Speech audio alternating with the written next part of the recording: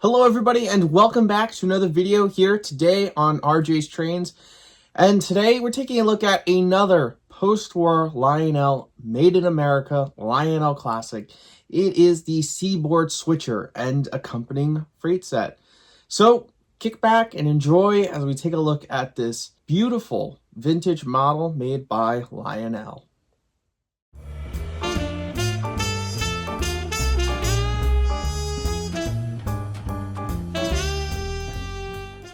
Make sure to use code RJTRAINS at trains.com for $10 off any order $50 or more.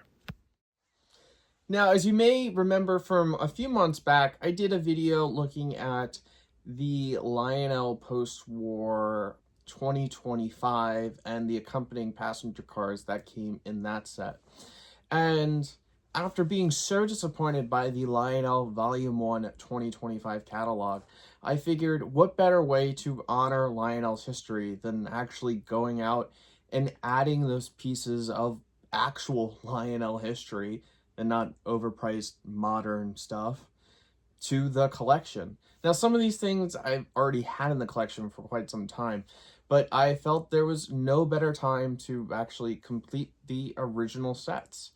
So in today's video, we're going to be taking a look at the Lionel Postwar 1523 Seaboard Freight Train Set, which was made in 1954 and 1955. What we'll do is we'll take a look at the locomotive as well as all the freight cars featured in the collection, a little history about them, a little history about how I acquired them, and then, of course, we're going to listen to the great motor on this thing run a few laps around the layout. So let's jump into it.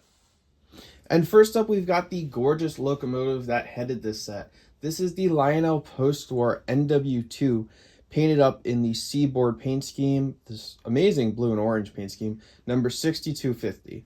Now, as far as I know, the Seaboard never had a switcher painted like this, but as I've said in previous videos, I grew up loving the I Love Toy Train series.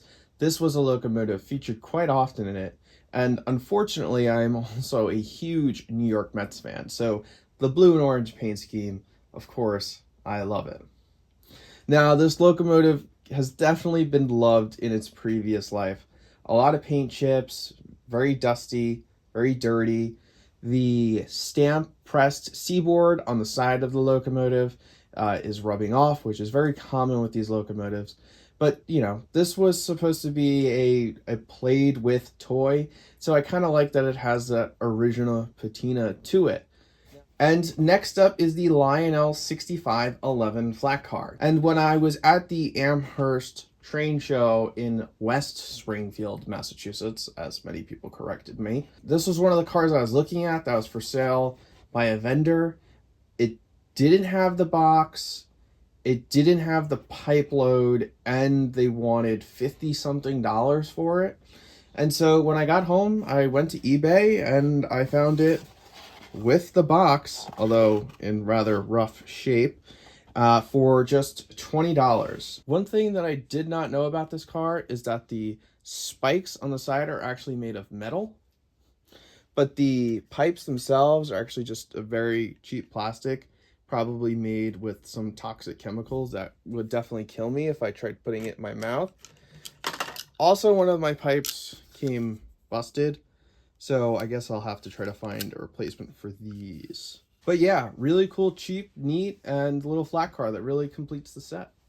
Next up, this was another freight car that I was looking for to complete this set. It was ridiculously overpriced at the train show, went to eBay, and once again, found it for $20 with the original box, although it is missing a flap on one side. This is the number 6456 Lehigh Valley hopper car.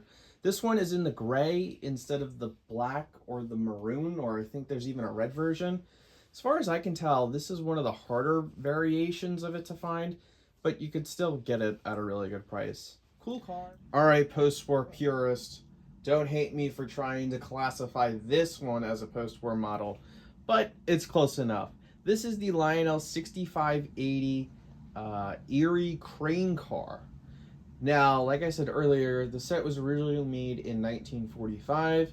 but as some of you eagle-eye viewers may be able to tell by the crank wheels or by the trucks on this car, it was actually made in the late 1960s, right at the end of the post-war era. But it is the same car that would have been included in the set. So it's close enough for my book. Sue me if you disagree. But this was actually a gift from a friend of mine, Steven, Steve's Hobbies, here on YouTube as well as on Instagram. So make sure to go check him out. Link down in the description. And even though this was a budget train set back in the day, I mean, the fact you have an operating car and you've got the loads, you've got the pipe load to pick up and play with, you could play with the derailed train, you know, adds a lot of play factor to this set. And last but not least, what would be a train set without a caboose? This is the Lionel 6419 Delaware, Lackawanna, and Western. I believe it's called a crane tender or a wrecking car. And this came in beautiful condition. Found it for only $20 on eBay by some wholesaler. Like I said, check eBay, check Trains. Great deals on there with post-war stuff, especially nowadays. And it just looks perfect running with the crane car.